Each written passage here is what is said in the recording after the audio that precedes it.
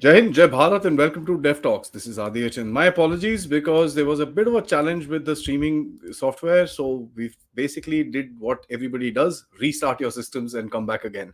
I have with me the former Foreign Secretary of Bharat, Mr. Kanwal Sibal, who's going to try and tell us, who make us understand what does the US actually want from India, and with whole tam jam which is actually happening as far as Prime Minister Modi's visit, let's try and understand a little more. Sir, namaskar. Thank you so much. It's always an honor Well, to have you on the program. my Glad to pleasure. have you, sir. How do you overall categorize what happened in the US, sir? Let's start with that, and then we'll kind of get into the specifics a bit. Well, firstly, from the Indian point of view, the meeting went off very well. I'm just talking about the Quad meeting and the bilateral between India and the US at Wilmington in Delaware. If you read the joint statement and the manner in which India-US relations are described, and also the encomiums that are there uh, with regard to India, it surprised me a little bit. The language is a, it's too positive to be believed, frankly. Yeah, yeah, Uh, but then it's a good thing. After all, is the Americans paying us great compliments? So why not? That is one aspect. The other is the substance of it, both with regard to the Quad meeting and the bilateral meeting. If you look at the fact sheet and look at the joint statement of the Quad leaders, in many areas it is full of substance uh, in terms of follow up on some of the decisions that had been taken earlier on a whole variety of issues, and some of the new uh, steps that India will be taking to uh, as a follow up to that agenda, broad agenda that was agreed in earlier Quad meetings.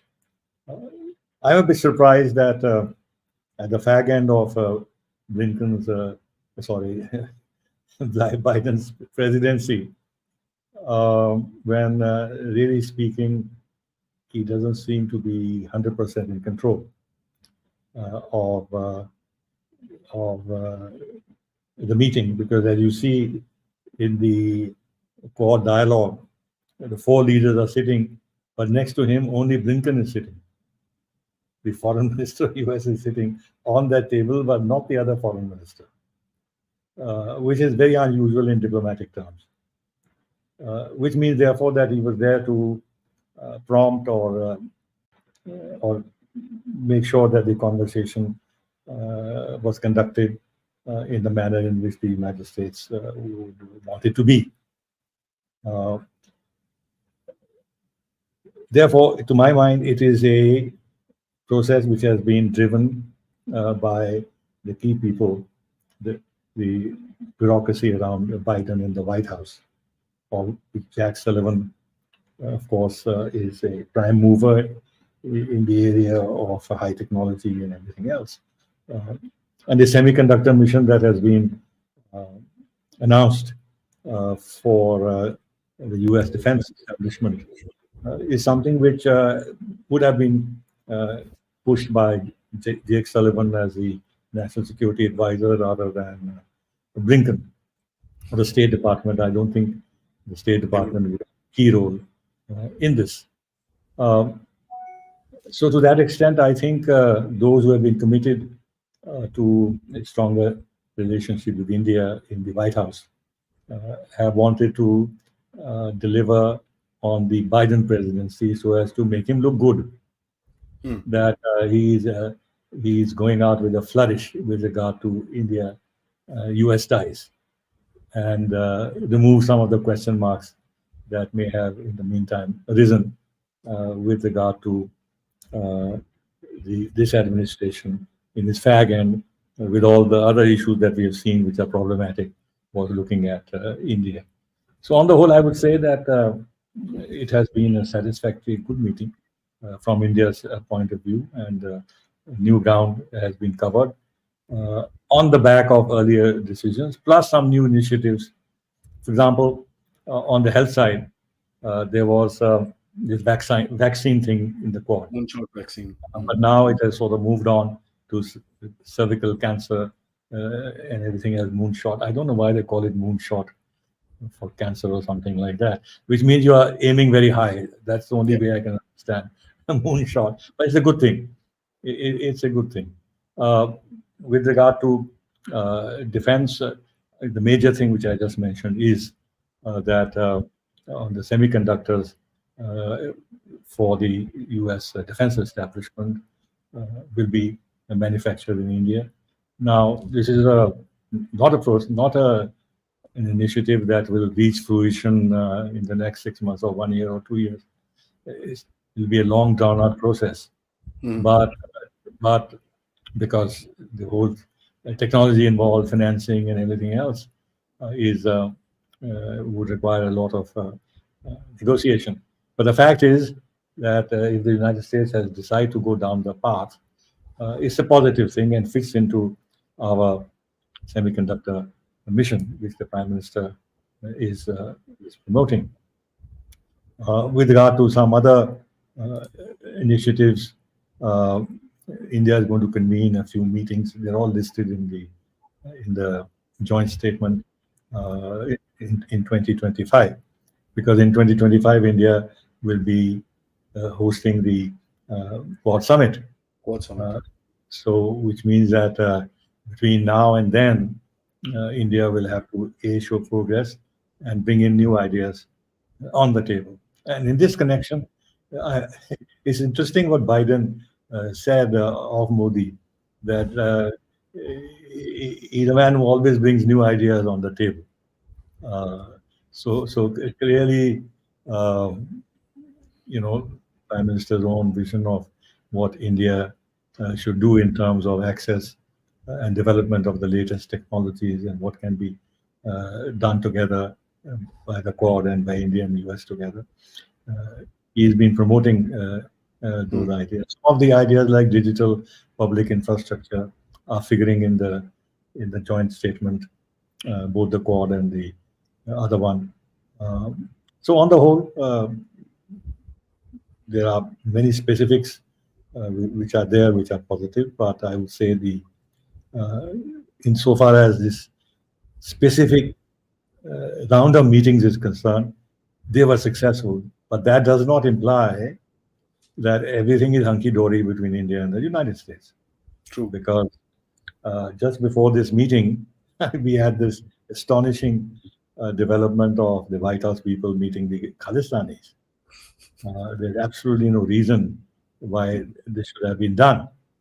Uh, and and the representative of the Khalistanis actually saying that they asked for protection against transnational repression, which means against India's actions to eliminate these people in the United I States. like that, sir. Actually, the opposite is the case, where these chaps want to eliminate our ambassadors and our leaders and our airport and our parliament, and attack all these institutions and personalities in India. Uh, we need we need protection from these fellows in collaboration with the United States, but the logic has been inverted, where the White House is it. Now, I had hoped that the White House would issue a clarification, either denying it or modifying it or clarifying it, but they haven't done anything, No. uh, which is uh, which is not a good thing. Um, that is one aspect. The other is that many of the things that have been agreed between India and the United States are require a long gestation period. Although the foundations have been laid and the outlook is positive, but the American system being what it is, uh, you can never be sure how the new administration, with new people at the helm, would be committed to some of these decisions, because we've seen United States walk out of far more important decisions with international echo, like the nuclear deal with Iran and the Paris Climate Change Agreement. The United States just walked out.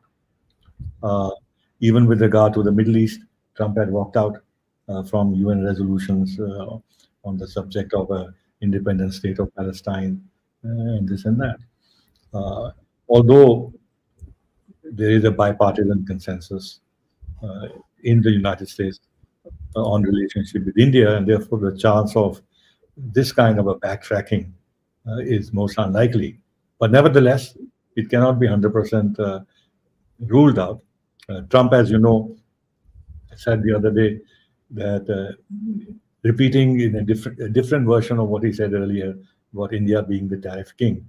He said India is an abuser of tariffs, and and of course then he went on to say that Modi is tough, and Lula is tough, and Xi Jinping is even more tough, but etc. etc. etc. So he's got this bug in his mind that something has to be done uh, with regard to high tariffs that India imposes on U.S. Exports to India. How we'll manage this, we will see. Uh, but of course, the jury is out as to who might win the next elections. The other problem with the relationship with the United States is the U.S. media, Hmm. which continues to be uniformly hostile in varying degrees to India, which is very Lunacy. surprising. It It's is very absolute surprising. lunacy. Yes, sir. It's very surprising because in the U.S. system, as in other systems, even if you talk about freedom of press and stuff like that, uh, the media, the academic world, the think tanks, and all would reflect what the thinking in the official establishment also. It's not as if they are totally at variance with what the officials think, because in the US system in particular, all these people from think tanks and this and that, they move into the administration and back into the think tanks and the academic world. And they carry their prejudices into the officialdom, and from the officialdom, they carry their prejudices right back into the academic world and think tanks.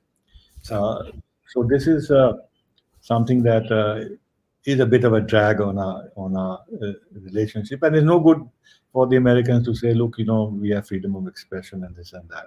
This is just to avoid an argument, or rather, avoid being defensive yeah. by presenting this in a good light. That look, we are a democracy; people have their views, and they're free to express these views. Uh, but in actual fact, this is a bit of a pressure point on India they'd like to maintain. So, let's take up the Khalistani issue first. I personally wanted this to happen. You may call me a sick mind, but I wanted this to happen because it kind of, I look at it in a little Teda way, because I say that till the time a good big leader, good world leader does not have big, huge protests and something of the sort, the Americans don't understand. And the sheer factor that they're doing this tells you that they themselves are under pressure, and they're kind of trying to put you under the same pressure as well. Would you agree to that paradigm? Because we've not seen any response. It's like been just literally brushed off from our establishment. Yeah, we don't care. It's On our pretty side, interesting. Yeah, nobody said anything. well, a couple of things. So, One is that they didn't want to spoil the atmosphere of Prime Minister's visit by uh, issuing a very strong statement. Uh, I think the calculation would have been that if you look at the larger picture, and if it is 1 by 1 meter by 1 meter, and if 15 centimeters by 15 centimeters in one corner is black, so let's not make that the centerpiece of the larger picture, and yeah, therefore let's tolerate it in the interest of the success of the visit. Now, after this visit is over, of course, it'll be a bit too late to react. But whether if there's a new provocation, we will react because we don't have the burden of ensuring that the Prime Minister's visit goes off smoothly. We will wait and see. But I can imagine that I don't know. I don't have the inside information. And we would be remiss if we haven't done that, is to call in the US ambassador and give him a little piece of our mind on this subject. That's the least that should be done in order to preserve our own dignity in this matter. Because what they have done, without my wanting to exaggerate it beyond a certain point, is inexcusable. There's no question about it. And who do you think plans on these things, sir? It's very interesting to me to kind of figure out. And the sheer factor that Antony Blinken was sitting right next to Joe Biden, that tells you that the State Department has a larger heft within the administration today and is basically running things. So, do you think this is again a State Department thing, that they are sticking it on a departing president? Fair enough, he has no reputation left. Stick it on his backside, let him go out. It doesn't really matter. Uh, is this something of a game like this? Um, I think not only Blinken, but equally Jake Sullivan, who's been a very positive force in terms of ICET, this Initiative for Critical and Emerging Technologies, Sure. have been very vocal and somewhat offensively vocal Hmm. on this subject by earlier saying that no country will be given a pass on this affair, and that we are coordinating closely with Canada on this issue. And then, obviously, a signal went to Mr. Pannu to go to the district attorney, the New York, whatever, the court, to get this summons issued to the NSA and the previous law chief and everything else. This was a coordinated move just before our prime minister's visit. So it's not as if Pannu suddenly said that this is the time that this came from entirely his own volition. It's the U.S. justice system is highly politicized. Their judges are elected. We have this belief as if American democracy parallels our system, where there's elected. There are people who come through the competition and this and that or whatever. Uh, and then there are these district attorneys who are very ambitious, who want to build their careers. And this is one more instance of all these elements getting together and saying that let's do something uh, to upset India and point a finger at the Modi's closest advisors. I mean, there can't be anybody closer to Prime Minister than the NSA, which surprises me that they have targeted the NSA in this manner, despite the fact that he and Jake Sullivan are the co-coordinators of the entire initiative for critical and emerging technologies. And they know that Doval is the person who, on very critical and delicate issues, uh, has a major say in making our policies, and he has the ear of the Prime Minister.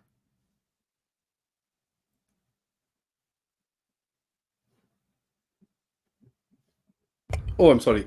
I thought Mr. Modi would show a little bit of a differential body language, but I think he said, I'm come here to take something.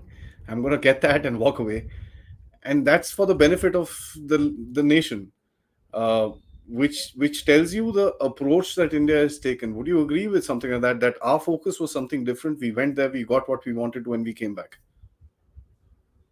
Well, the point is, as I said earlier, that if you treat a pain in the leg as a symptom of heart disease, I mean, okay, it's okay. You got a little pain in the leg, and then you bear it so long it doesn't stop you from walking. I think we've been a little bit on the defensive. There's no doubt about it. But on the other hand, to show this excess sensitivity to this beyond a certain point and allow a relatively middle level or whatever level in the National Security Council these people met, these Khalistanis, to actually then uh, color the relationship, especially before the Prime Minister's visit, so negatively that the agenda shifts from the positive to the negative if he had issued a statement, which our press would have carried in a big way. It would not have made diplomatic sense. Uh, in a sense, look, let's put it this way, So that there is a huge disparity of power between India and the United States. true. Now, to what extent we want to carry the logic of independence of foreign policy, uh, strategic autonomy, to what extent we want to carry it, as if we are dealing with a power of equal strength. I mean, we can't even do this to our neighbors. Look at what the statement that has come from the Bangladesh Foreign Office attacking our Home Minister.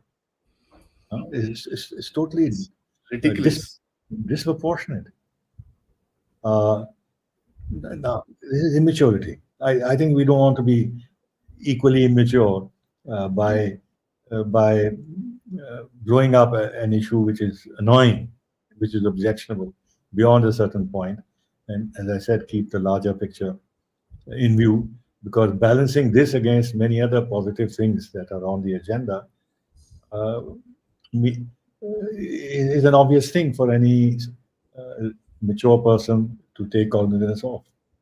So I just ask you a little question about this in terms of diplomacy, and then move forward. We've experienced the same thing with Maldives, where the Maldives certain ministers made very objectionable statements.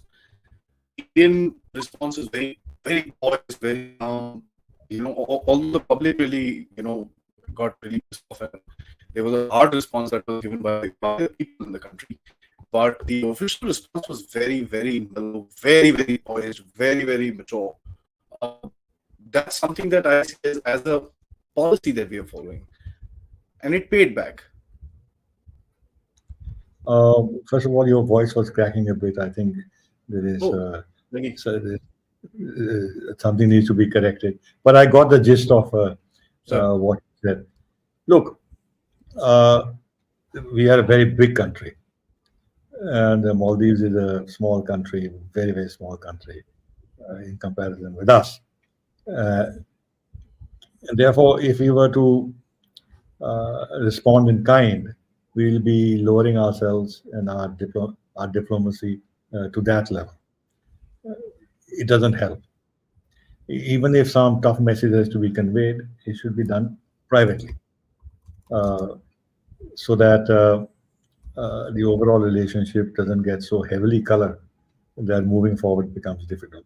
In other words, you have to show a degree of tolerance to these provocations, in the hope that sooner or later the realities of the relationship would be driven home, and there would be better sense that will prevail on the other side, in this case, the Maldives.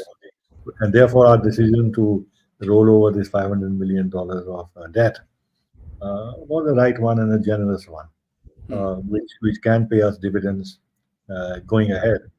Now, if Muizu and people around him think that okay, they've gone over the hump and therefore they can go back to the usual anti-Indianism, uh, that would be very foolish on their part, uh, and maybe that won't happen. But that doesn't also mean that they are going to turn their backs on China. They won't. But maybe they'll play the cards a bit differently, less provocatively towards India. And the earlier notions that for their medical services they can go to Thailand or UAE and they can import rice from Turkey, flour from Turkey, maybe those, or China, maybe those illusions would have been corrected by now. Yeah, I'm sure, sir. So I think what you said makes a lot of sense in the overall picture, sir. When you look at the Quad, and Mr. Modi is actually Quad we've discussed, but Mr. Modi has done some very interesting positioning as far as the United Nations is concerned. He went for the summit of the future. His speech was power packed.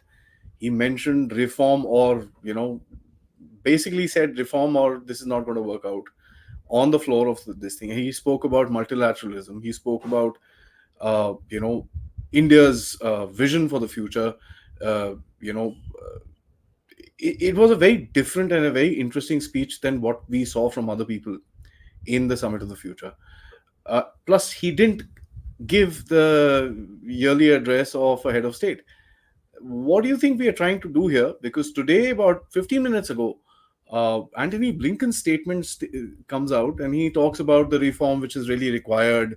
We need to get the African Union into something. Three more permanent members: Germany, Japan, and India. We need to do this and this and that. So what are we trying to do as far as the UN is concerned? Have we kind of pushed it back in some sort? No, two things. One, this position of United States about Germany, Japan, and India is a repetition of the past position. In between, if you recall, they had knocked out Germany Yep. because when Germany didn't support them on the Iraq war, so they Iraq. they stopped talking about Germany. So only India and Japan. Now, if you say Blinken has mentioned Germany, then I think they are repaying Germany uh, For for Ukraine. the for Ukraine, for Mhm. the total abnegation of Scholz and Germany with regard to their own rights and priorities, their core interests, foreign policy interests. So it's a reward. And now you're eligible for permanent membership because you've become total crony of ours. Mm. So, so, insofar as the African Union is concerned, uh, remember when in the Summit of the Future document, in the section on reforms, United States said that they support the expansion of the permanent and non-permanent membership, and talked about the African Union and all that, but without not African Union, African countries, but without veto rights. Yep. And the reaction of the African Union was very strong, saying, "You keep it. We don't want it. We don't want to be second-class citizens. We have to have a veto." Yeah. So, uh, so see, either all countries give up their veto if you want to have a veto-free UN Security Council, or you can't have a situation where five countries retain their veto and the new members come without veto, which means that they are half citizens of, of UN if UN was a country. So, so I think I won't take what Blinken is saying more seriously than it deserves. The other is there is an evolution in US positions because when I was dealing with the subject, they said only 21 members in total, permanent and non-permanent. Whereas everybody said, India included and others, that this won't work because you can't Yeah. just expand the permanent members, you have to also expand in the non-permanent category. And 26 is the lowest number. And United States' consistent position was that 26 would mean a dysfunctional UN Security Council, and they don't want it. Now, if they are saying India, Japan, Germany, plus two or three from Africa and whatever, Africa and Latin America, this means they've come back to the figure of 26. Uh, uh, because there's a lot of pressure building up within the system to make the UN more relevant, and that the cause of this irrelevancy is because it no longer represents uh, the global power situation, the shift of power from the west to the east, the rise of the so-called third world. So that is one aspect. Insofar as the prime minister is concerned, our PR has been pushing, not now, but the last 2 3 years, insisting on the reform of the UN Security Council. Sure. Our foreign minister has been reiterating this publicly on so many occasions. So there's a push. Unfortunately, China sabotages this. Quite apart from America's position, which inherently is problematic, but China actively prevents any move to have text-based negotiations. Hmm. Sabotage it from behind. Whereas India has been asking for text-based negotiations. Yes. So, so when the Prime Minister talks about reform of the UN and this and that, he's saying the right thing. But saying the right thing and achieving the right thing is not the same thing. So I don't think that this is going to result in any real forward movement as part of this uh, summit for the future and this and that and that. It'll be a long haul. China will never accept Japan and India as permanent members. Russia will never accept Germany and Japan as permanent members. Uh, India will be the least controversial with regard to United States, UK, and France and Russia. Uh, where Germany and Japan will be opposed by more than one country. Uh, Yeah. so, uh, so it's not in the offing, but there's no harm and there's need, in fact, to keep hammering at this, so that if you want to save multilateralism, then the only body which embodies true multilateralism, in theory, is the United Nations. Therefore, you must make the United Nations functional if you want to have multilateralism. Multilateralism. No, no point going around and crying multilateralism is dead. Multilateralism is dead. Why is it dead? It's because the UN Loving it. uh, has been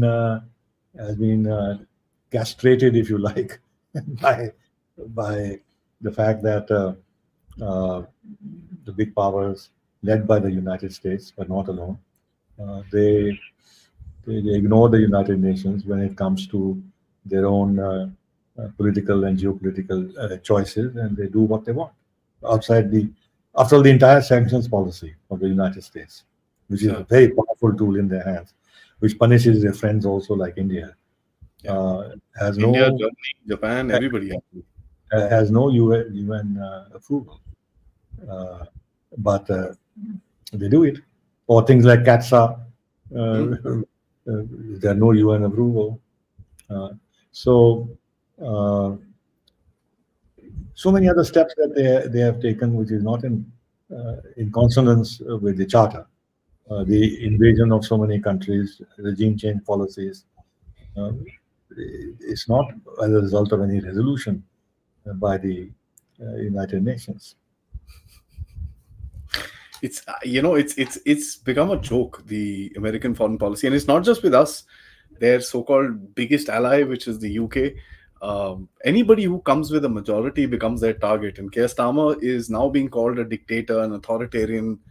I don't know. I mean, the New York Times printed a four-page article on him recently, and no, he will not be good for the future systems of the Euro-Atlantic alliance and this and that, a whole lot of things. What is the fear that the Americans have, sir? Because they are the supreme power today. At the end of it, yeah, they're a declining power, but they're still number one. What's that innate fear that kind of drives this nonsense, if I may put it that way? But I don't know what their grouse is against Tama, because Tama is wholly in favor of US policy on Russia, Yeah, he's a yeah. on Ukraine, to the point that his first cabinet meeting, uh, at his first cabinet meeting, he invited Zelensky, who was in Mhm. London, to join. Yep. He went to that extent. And the five former defense ministers of United Kingdom uh, issued a statement saying that whether the US agrees or not, Britain should give the green light to Ukraine to use the Storm Shadow missiles to strike Hmm. deep into Russia. Hmm. Uh, he's an Atlantist. Okay, let me put it differently. He's, he's more a European than an Atlantist, Okay. in the sense that his aim is to uh, have some kind of a breakthrough with the European Union after Brexit. Hmm. He wants to uh, develop a working, productive economic relationship with the European Union. Uh, but I don't see him uh, as being not committed to the Atlantic alliance. It's a different matter that he wants to put emphasis on Europe because UK is in economic trouble and he wants to address those issues. So I'm not sure why Washington Post or whatever wrote this. Uh,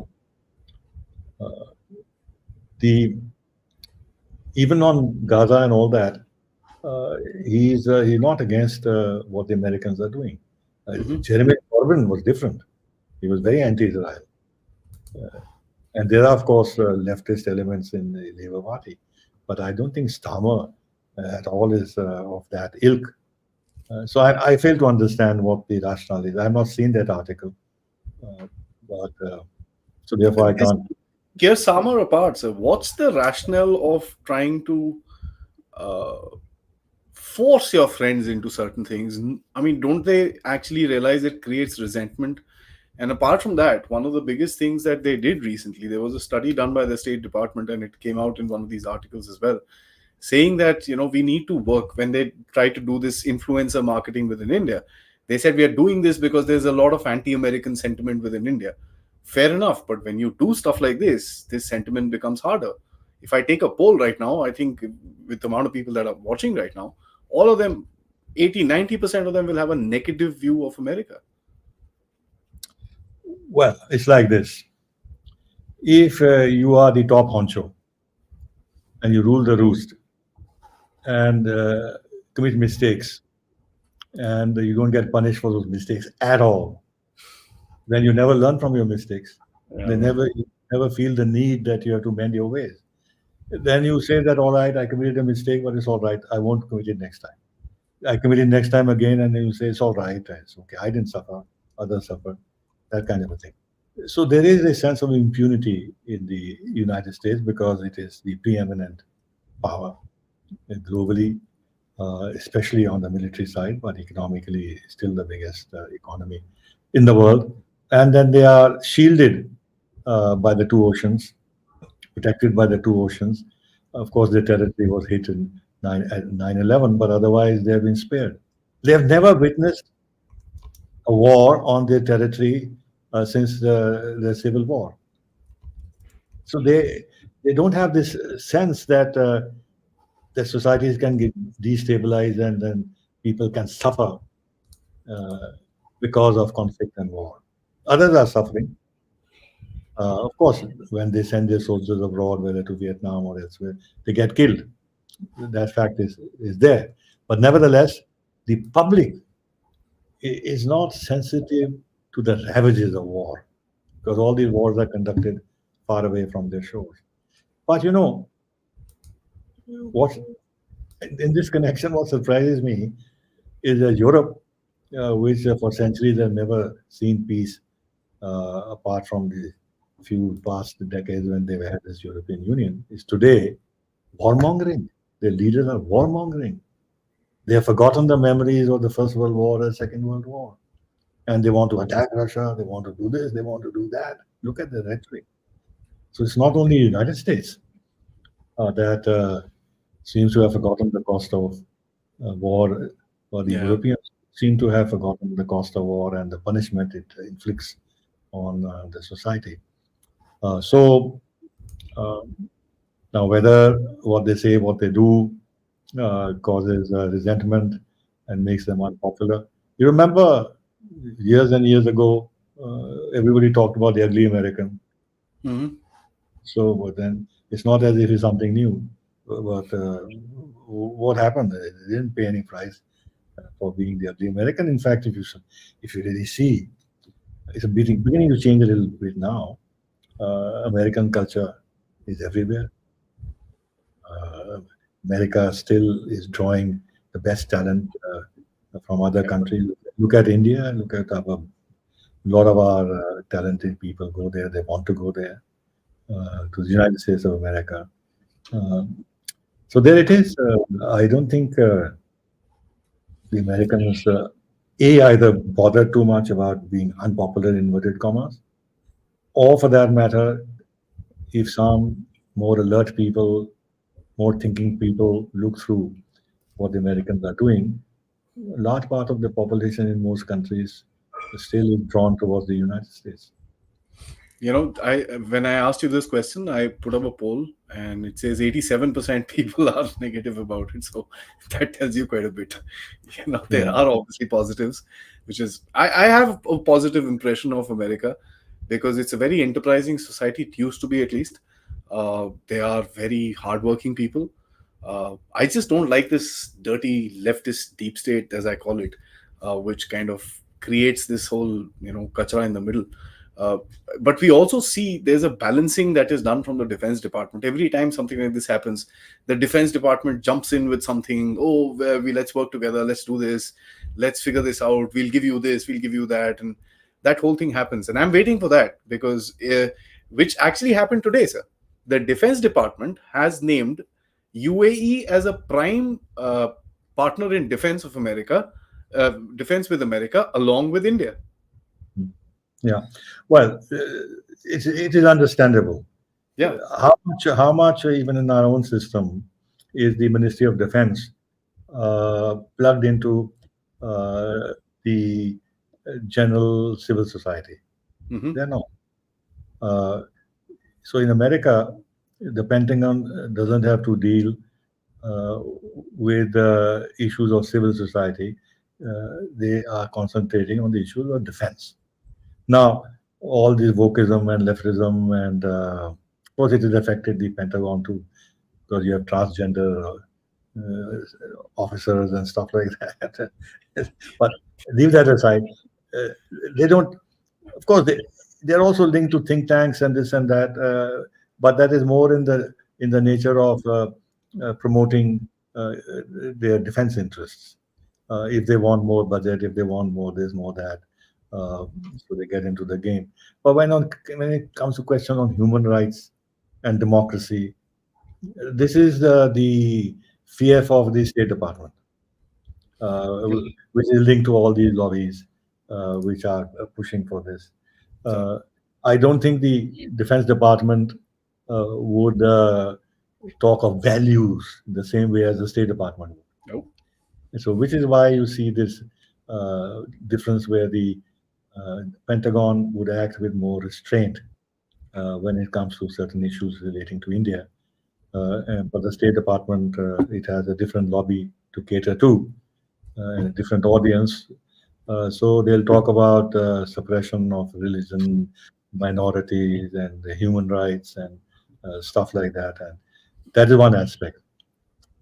The other one has to nuance this a little bit.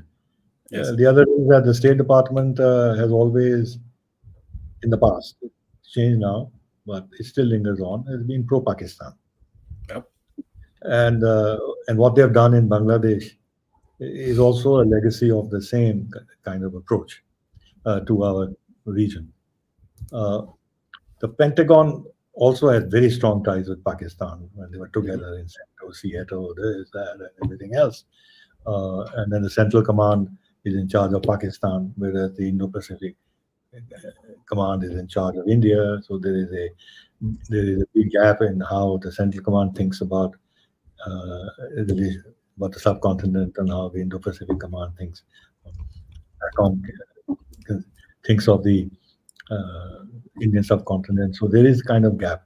So it's not as if our relationship with the Pentagon has been problem-free, but on balance, uh, the Pentagon, when it has to confront China, uh, understands the value of India as a partner, and hence all this push for foundational agreements and this and that and that and that.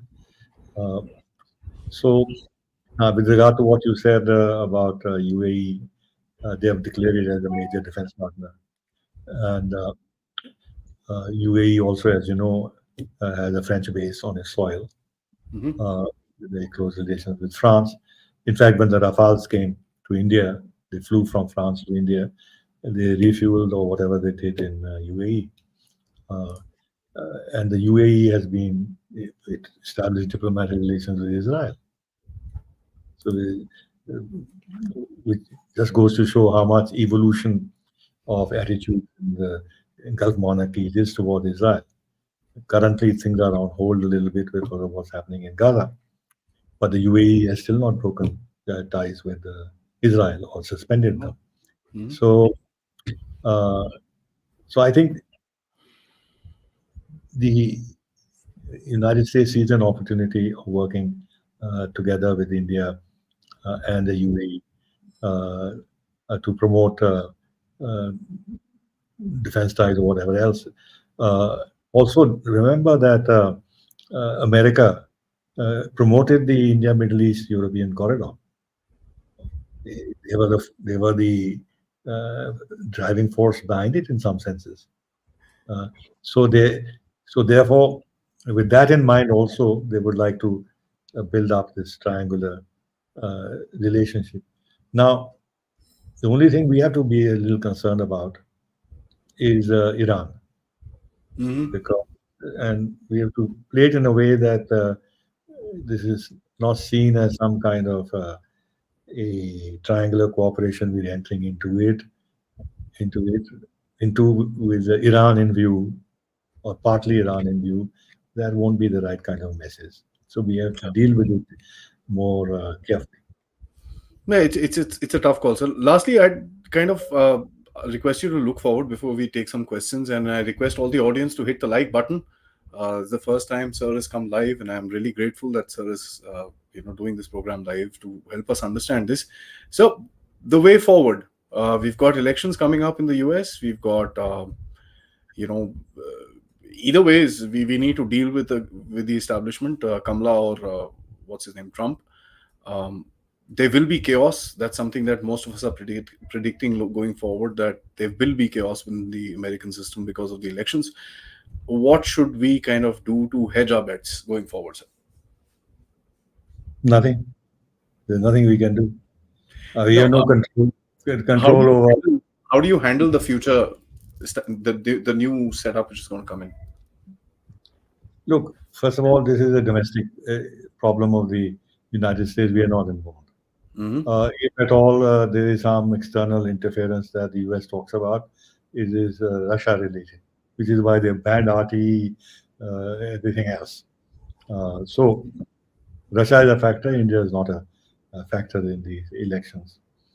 Number two, if there is some kind of instability, if Trump loses and he challenges the election and there is a degree of drift and everything else, it will slow down inevitably the positive agenda of our ties with Hmm. the United States.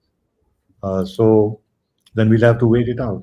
There's nothing that we would be able to do to go around these difficulties.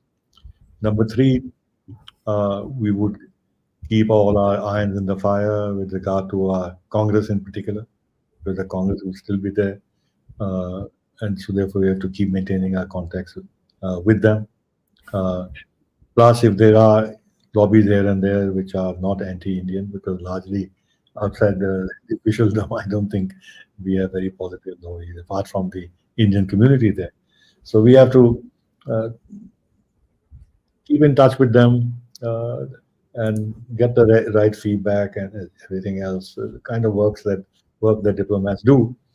Uh, the We have to be careful when, if let's say the Democrats win, we have to be careful about how much influence the progressive elements in the Democratic Congress would have on Kamala Harris with a Californian background. Uh, After all, she would be more receptive to these elements than Trump would be. Mm. And therefore, we have to then brace ourselves up for that kind of a challenge that may come our way. But this is part of the pleasure or displeasure of dealing with the United States. So there are a lot of positives, but there are also serious pinpricks, Negative. which Yeah. have which have which have an echo in our own internal politics. Yeah. That's the point. Yes, sir.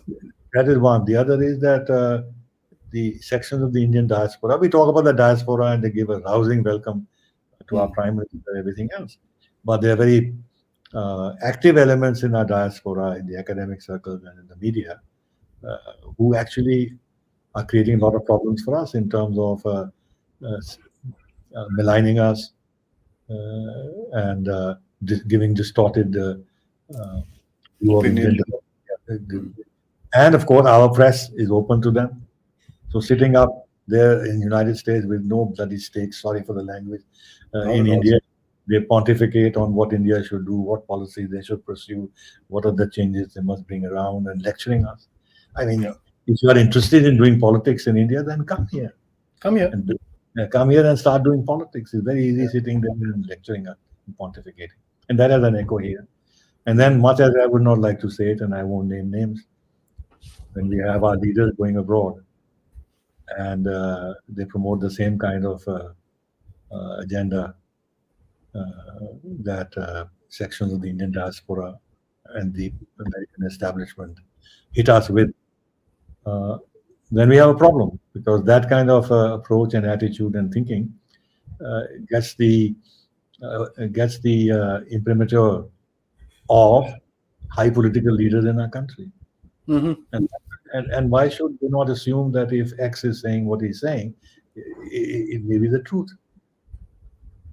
So we have this unfortunate thing that with America, and not with any other country, where our own politicians of a certain kind uh, invite American interference in our internal affairs Yeah, and yeah. create problems for us, and actually act as a brake on our relationship rather than promoting it as much as possible. Fantastic, sir.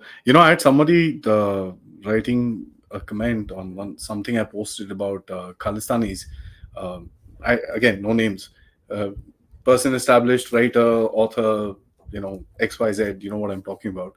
And so this person says these are not Khalistanis. I'm like, okay, fair enough. These are not Khalistanis. All right. These were innocent people that India is wrongfully targeting. Thank you so much for your answer. And it's so funny that these are Indian people sitting abroad who are touting that particular narrative, and I get what you're saying, and you and I have had encounters with this particular thing as well. Uh, Not mentioning it online as well. Thank you, sir, for this. Let's guys get into some questions. So please, please like the video, share it with your friends and families. Not every day that you get to talk to and get insights from a former foreign secretary of Bharat, and who is, I think, in my opinion, is a huge nationalist. And trust you me, guys, follow him on Twitter as well. You will get insights about his writings, about his thoughts. Very critical for us to understand what's happening around us today. So let's take a few questions.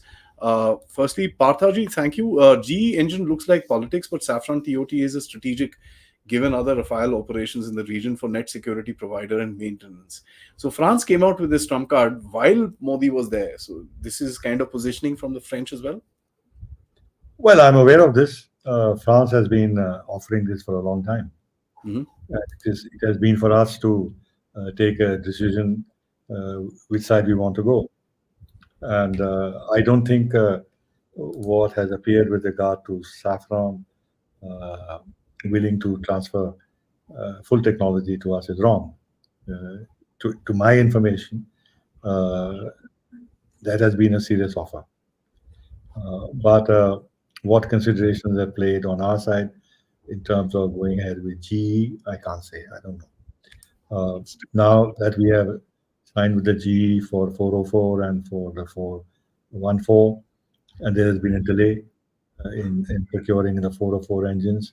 The reason being that it's an old engine and parts of it were farmed out for production to various countries.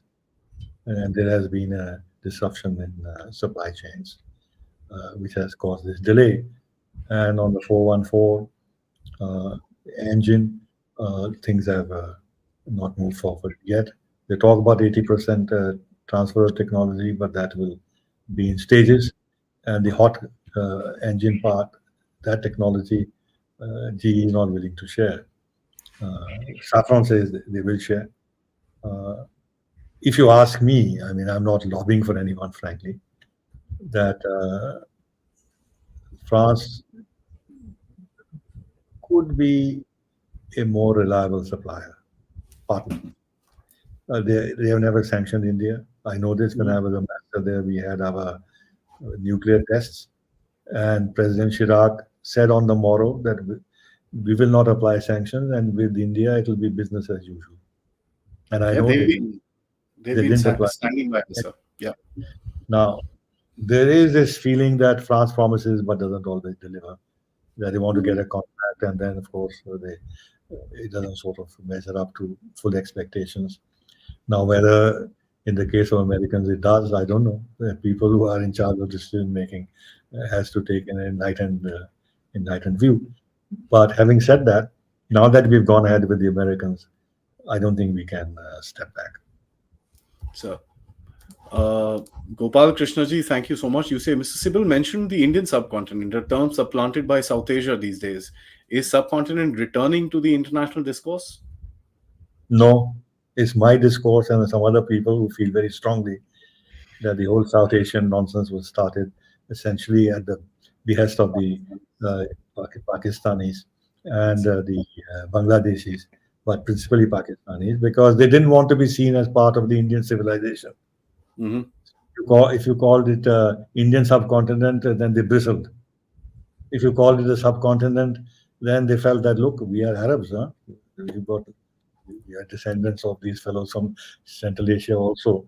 So we are not from the subcontinent that way. So they didn't want uh, s- to be seen as a divided product from the Indian subcontinent, or separated from the Indian. So I tell you in something interesting. So, When I went to the Smithsonian in Washington, when I was posted there, and there was a big exhibition hmm, on uh, Buddhist art, Gandhara and all that, and uh, and there was uh, statues or representations or whatever of Gandhara art and this and that and that, and some other things. It was broader than Gandhara art, uh, archaeology or something like that. And they would say bust of Buddha or Buddha statue, Pakistan. So I said, told the organizers that, look, what do you mean Pakistan? Pakistan never existed in BC, or for that matter before 1947. So at best, you can either say Indian subcontinent, hmm, or you can say erstwhile India, or you say now Pakistan.